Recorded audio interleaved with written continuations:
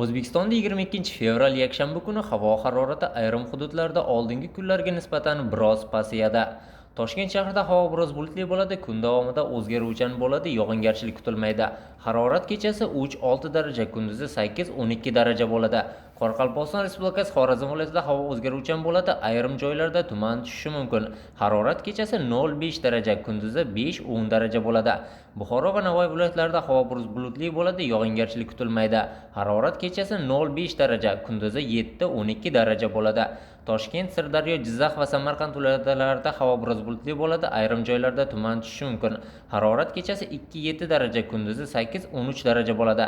Qashqadaryo va Surxondaryo viloyatlarida havo biroz bulutli bo'ladi, yog'ingarchilik kutilmaydi. Harorat kechasi 3-8 daraja, kunduzi 10-15 daraja bo'ladi. Andijon, Namangan, Farg'ona viloyatlarida havo biroz bulutli bo'ladi, yog'ingarchilik kutilmaydi. Harorat kechasi 0-5 daraja, kunduzi 7-12 daraja bo'ladi. Respublikaning tog'li va tog'li hududlarida havo biroz bulutli bo'ladi, ba'zi joylarda qor yoki yomg'ir yog'ishi mumkin. Harorat kechasi 0-3 daraja sovuq, kunduzi 0-7 daraja iliq bo'ladi. Yakshanba kuni respublikaning aksariyat hududlarida qish oxiri xos salqin ob-havo saqlanib turishi prognoz qilinmoqda.